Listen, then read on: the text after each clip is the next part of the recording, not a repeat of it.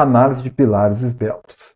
Na aula de hoje, a gente vai analisar, né, uma estrutura aqui que eu projetei e a gente vai analisar pilares que têm pé direito duplo, em situações de projetos, onde a gente vai ter que ter ali, talvez um pé direito duplo, e como resolver quando estiver dando algum problema e interpretar também os resultados, né, que o software gera, né, que o CPCAD gera, para a gente saber se a gente está no caminho certo ou o que devemos fazer para poder melhorar, né, essa estrutura. Uma otimização, né, estrutural. Lembrando que, né, já estão abertas as inscrições para o meu curso de projeto estrutural e eu vou deixar o link na descrição, é o primeiro link da descrição aqui. E quem tiver interesse pode acessar o site e também não só o site, como tem o meu íconezinho do WhatsApp, pode me mandar o WhatsApp para conversar sobre o curso, sobre mais qualquer coisa que vocês queiram saber. No mais, também tenho aí, deixo à disposição para vocês, deixar nos comentários também todas as dúvidas que tiverem, né? Tem tido bastante interação nos comentários dos vídeos, né? Eu fico muito feliz com isso, fico feliz que muita gente esteja assistindo os vídeos e principalmente comentando, perguntando, né? O objetivo é justamente esse, né? Preciso da interação de vocês para saber se está legal, se não está. E qualquer dúvida também que tenha faltado durante, né, toda a aula aqui, vocês quiserem saber, é só perguntar, eu vou ficar à disposição para responder. Né? Eu respondo todos os comentários, não tenho tido muitos comentários assim, então eu tenho conseguido responder todos, então eu pretendo que continuar assim respondendo todos, né? Então podem mandar comentários aí que não ficarão sem resposta, né? No mais, eu gostaria de pedir também sugestões, né, de assuntos que vocês tiverem aí. Pode me mandar, é sempre bem-vindo também, né? Muitas das aulas anteriores que eu gravei, algumas foram de sugestões, né? Eu tenho algumas programadas já para gravar mais para frente, em cima dessas sugestões. Então, assim, me ajuda muito saber qual conteúdo que vocês estão se interessando mais, querem saber mais. Então, pode deixar aí nos comentários que eu vou, né, assim que possível, ir agendando e colocando, né, os assuntos. Tem muitos assuntos para abordar. Então, assim, sempre que for possível, a gente vai abordando esses assuntos, beleza? Então, na aula de hoje, eu preparei aqui essa estrutura, uma estrutura hipotética, né, não é um caso real. Eu fiz aqui 4 pilares, aí eu tenho terra, primeiro, segundo, né, e terceiro pavimento, todos com 3 metros, né? Não lancei aqui a fundação, que eu não vou precisar. E aí a gente travou aqui no baldrame, né? No segundo pavimento aqui, no primeiro pavimento, desculpa, a gente não fez nada, não travou, né? Porque eu tenho que ter uma situação, vamos supor, eu tenho que ter isso aqui livre, né? Tanto esse lado de cá quanto esse lado de cá livre. E eu deixei esses dois aqui travados, né? Até pra gente interpretar ali o resultado. Aí aqui em cima eu já tenho a laje e aqui em cima eu tenho a laje de cobertura, né? Beleza. Aí, vou pedir para calcular essa estrutura, para a gente analisar os resultados aí que a gente teve dessa estrutura dessa forma, né?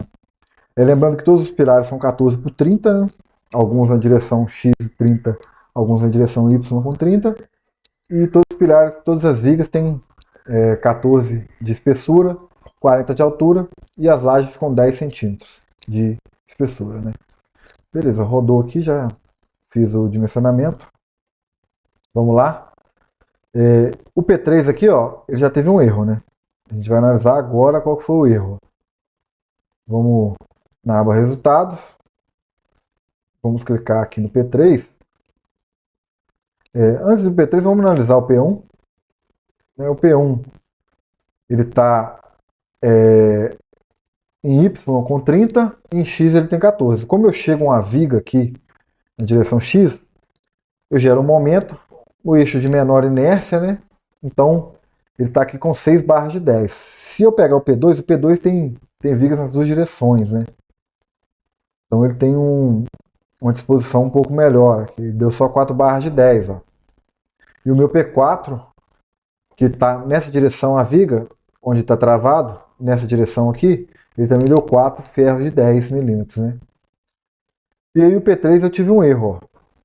Ele está dando 8 barras de 12,5. Eu estou com 2,3 de aço aqui e não está passando. Né? Ele está aqui com com um aproveitamento aqui muito acima, né? Então aconteceu algum erro. Vou abrir aqui o relatório, né? Eu vou pedir aqui, ó, se não tiver habilitado, habilite, para mostrar só as verificações que não foram cumpridas. E vamos olhar aqui qual que foi o problema. Ó. Vamos olhar aqui no primeiro provimento. Bom, o erro aqui, ó, é esse artigo da norma, né? 6118, que diz que para verificação de pilares isolados, não se aplica a pilares com SBOT superior a 140. Então, tem que se usar o método geral estabelecido aqui, ó. Beleza? Então, esse foi o erro aqui que ele encontrou, né? Ele não conseguiu calcular porque a SBOT do pilar está acima de 140. Vamos olhar aqui. Vamos descer aqui, ó. Em carga, ele é muito baixo, ó. A carga solicitante está 9 toneladas. A carga resistente dele, sem considerar a flambagem, é de 70 toneladas, né? Já quando a gente considera a flambagem, né, a gente faz a solicitação no esforço, né? No segundo, ó, a resistência dele cai para 10. Então, assim, ele ainda está passando, né?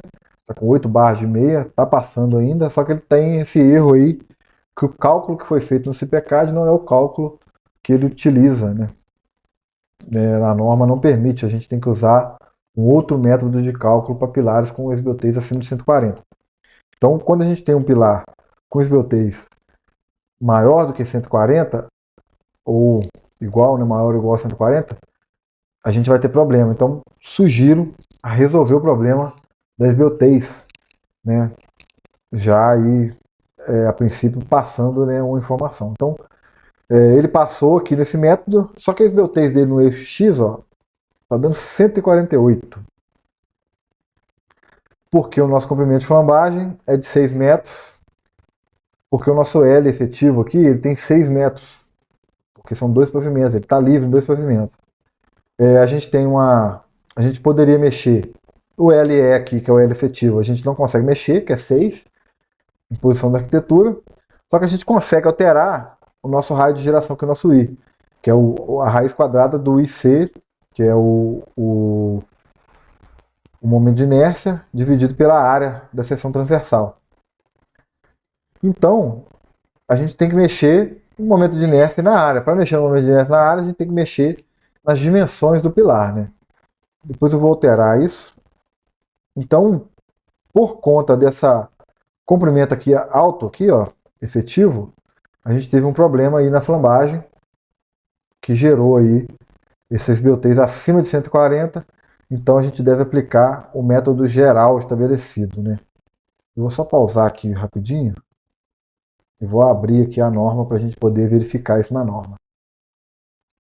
Aqui na norma aqui agora, a gente pode ver, ó, nesse ponto aqui, deixa eu ver se está dando certinho, ele coloca aqui, ó, para pilares com índice de SBOT superior a 140, na análise dos efeitos locais de segunda ordem, deve-se multiplicar os esforços solicitantes finais de cálculo por um coeficiente adicional lambda n aqui, 1, por essa fórmula aqui.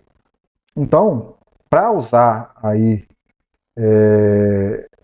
essa análise, né, para fazer essa análise dos pilares, a gente deve usar, né, essa correlação aqui da norma aqui dos métodos gerais, né. Aí ele fala, e justamente ele fala aqui, ó. Então, vamos olhar aqui, ó, 18.3.8.1, 15.8.3.2. Vamos procurar aqui, ó. 15.8.3.2, ó.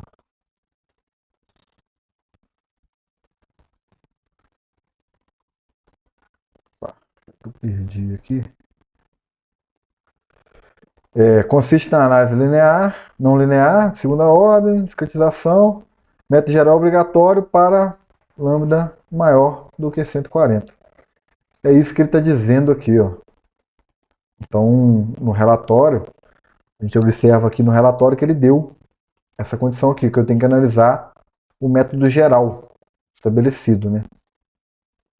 Deixa eu só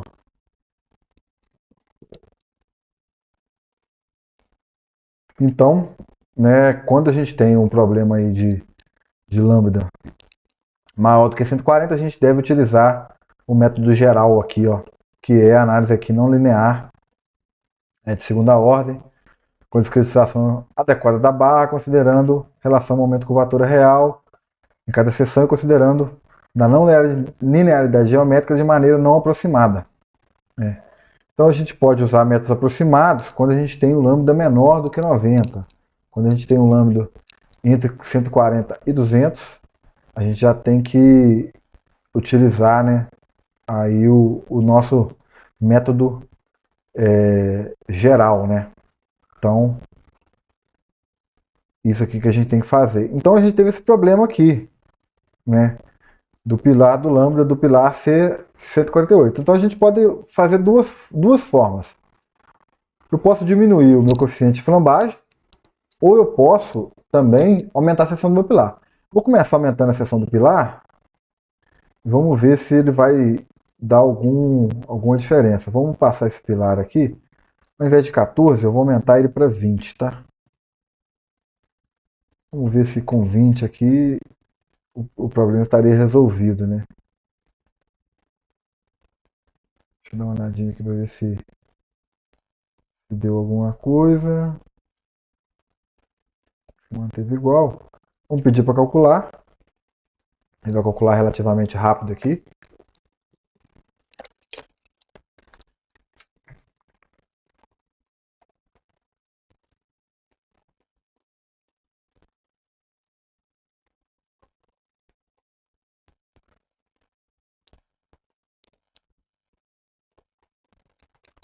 Realizou o cálculo, né? E aí agora ó, já não tenho mais o problema que eu tinha no meu pilar P3. Ó. Era só ter aumentado a espessura dele, que eu já incorri aqui no fazer a verificação de novo. Abrir o menu de verificações aqui. Vamos olhar aqui no piso que a gente estava considerando, o primeiro pavimento, ó. Subestações normais. E aí agora ele já passou, ó. Tudo ok. Depois a gente vai conferir a armadura. E agora eu caí para um lambda de 51,96 no meu pilar P3.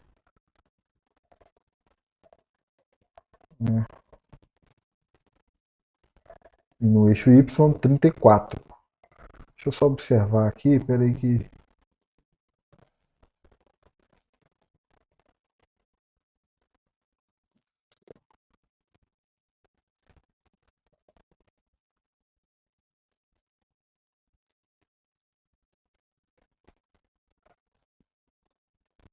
Então agora a gente já não tem mais o mesmo problema que a gente tinha quando a gente estava, né?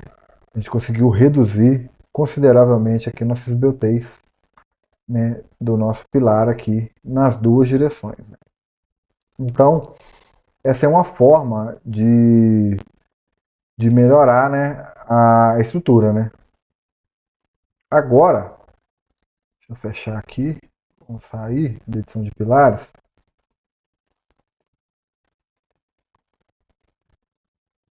Vamos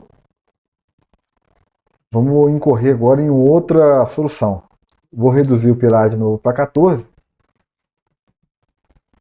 Só que agora eu vou diminuir o coeficiente de flambagem e não mais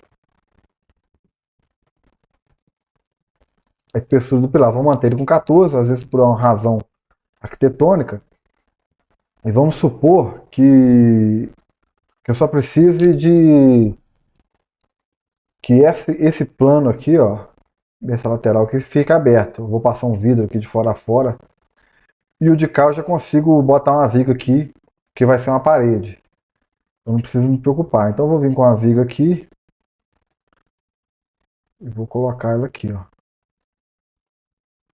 Vou pedir para calcular.